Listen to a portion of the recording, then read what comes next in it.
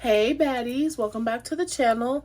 So today I am going to kind of be doing a budget with me, but again, I get so many new people, so this is just to kind of simplify. What the heck is symbolize? To break down the process and show how I go through cash budgeting.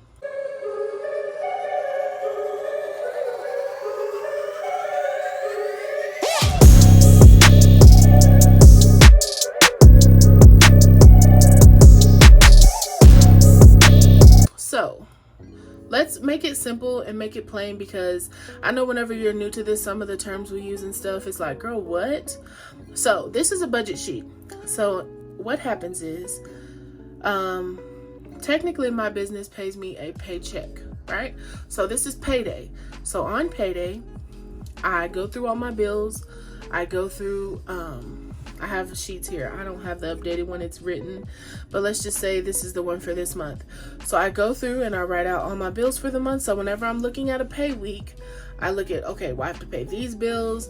These are auto draft. These are ones that I can save a little cash for because they're not due until later in the month or whatever.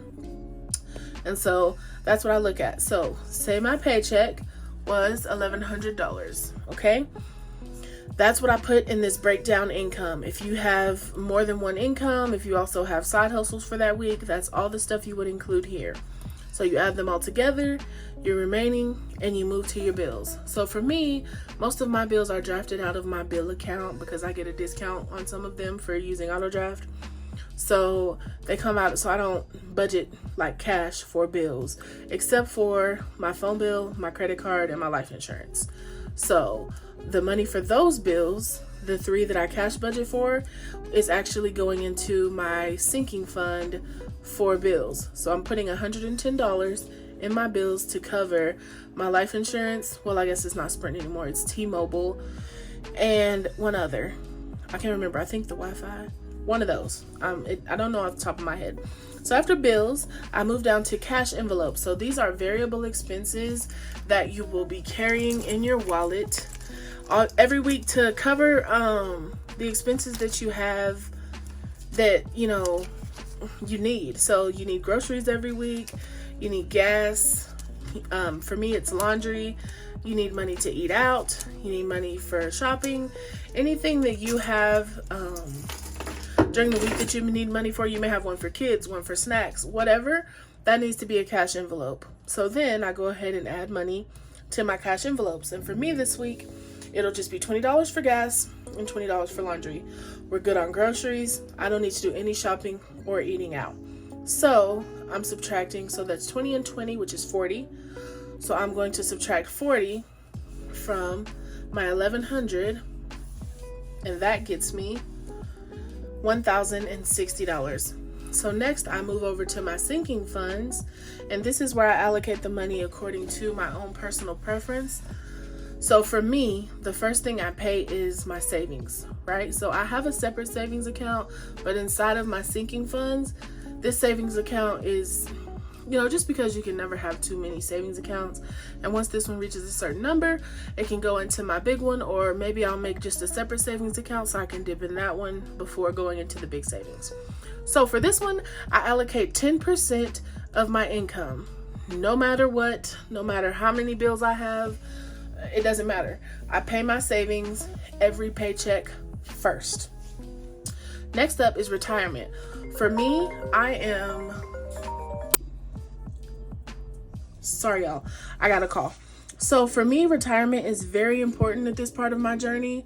I am no longer a teenager, so it's very important for me to invest, one, in my retirement, and also just to invest, period. That's a really good way to build wealth.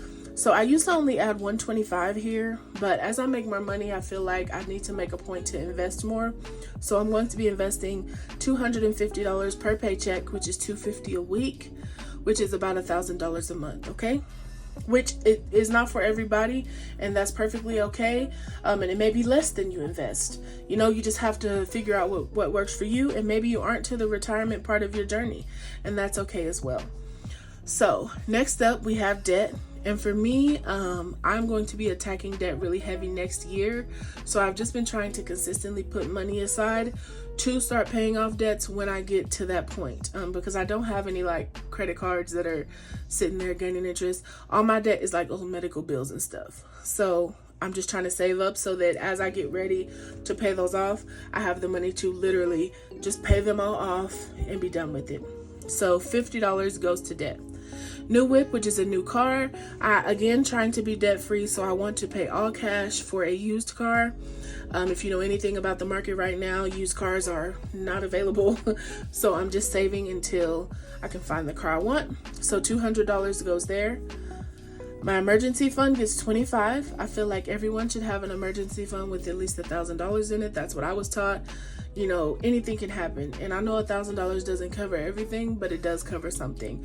So always try to get that $1,000 in there first. So I've reached my $1,000. So now I just pay $25 a check. Family time, pretty much self-explanatory. $25 goes there. Medical, again, I'm self-employed and I don't have health insurance through my employer, which is myself. So I just put money aside in case I do need to go get my teeth cleaned or go to the doctor. I just cash pay. So that money is there for that until I figure out how health insurance works as a self-employed person. Okay. My miscellaneous fund is just that whenever things come up and I'm like, oh shoot, that money's there for that. Travel, self-explanatory again. I don't have any trips upcoming soon. Everything just keeps getting canceled because of the pandemic. So again, we're just saving in hopes that one day it's safe to travel again. Jasmine's fund is for anything me related. So whether it be a face wash or a mani-pedi or a massage or laser hair removal or anything that pertains to me, that's what that fund will cover. Hair, clothes, I pull it all from there. Next up is gifts, which I mostly use to cover all of my niece's birthdays. I don't go to a lot of like baby showers and weddings and stuff. So that money pretty much is for their birthdays and mine. Christmas, again, self-explanatory. I'm also doing the Christmas challenge on my channel. So, you know, we'll see how it comes up when Christmas comes. Rico is my pet turtle. He's pretty low maintenance. That $10 will do him. Insurance is for my car. I'm saving up to pay my car insurance when I do get one. We pay every 6 months, so it's nice to have a little nest egg. Car maintenance is because I am going to be buying a used car, so you know there are maintenance things you typically need to do when your car is older, so I just want to have some money put to the side for that. Boobies is for a breast reduction because I am very, very, very chest heavy. I'm also fat, so that contributes to it. So I'm trying to lose weight and see where that leaves me, but I want to have the money for the breast reduction because I've always had big boobs, even when I was an athlete. So sometimes I think people don't even understand that sinking funds can be for things like that. You can save up for cosmetic surgery.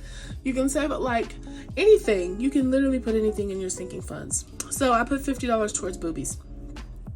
Bills, again, we already talked about those. I'm putting $110 this paycheck. And household is just for essentials, stuff we get at Sam's, toilet paper, paper towels, stuff like that. I coupon for detergent and stuff, and we have it for a year, and then I have to go back and do it again. So in between those coupon stages, we need a household fund. So next up is debt and extra savings. So extra savings is where you would be doing those savings challenges or just adding money to an additional savings account at the end of your paycheck, if that, you know, applies to your life. Or debt is if you are paying off credit card debt, student loan debt, any commercial or private debt that you have, you could apply here. And so again, you will just roll the money from this section to this section to this section until you equal zero. I do what's called zero-based budgeting, so every dollar from my paycheck gets a place. It works really well. It helps you to see where your money is going, where you're over and under spending. It just works for me. So this is how I break down my paycheck. And so after this point, we move over to a sinking funds breakdown.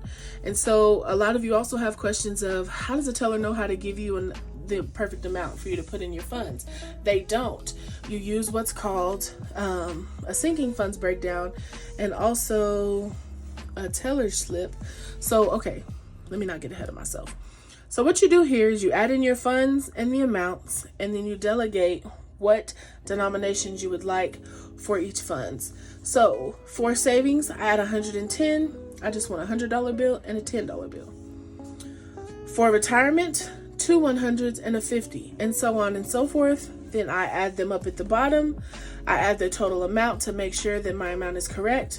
And then I added on what is called cash breakdown. And this is what you give to the teller. So you hand this to the teller and they know, okay, she wants 5 100s, 5 50s, 11 20s, and so on. And they give you the perfect amount. And these come in all shapes and sizes. You can buy one from pretty much any budgeter. Most of us sell them. I recently keep one in my wallet to throw up there to the teller just in case. But they're really easy to use and it gets you the perfect denominations for your budgeting. And so at that point, you can move on to savings challenges, expense tracking, debt payoff, all that stuff. But that's pretty much how I do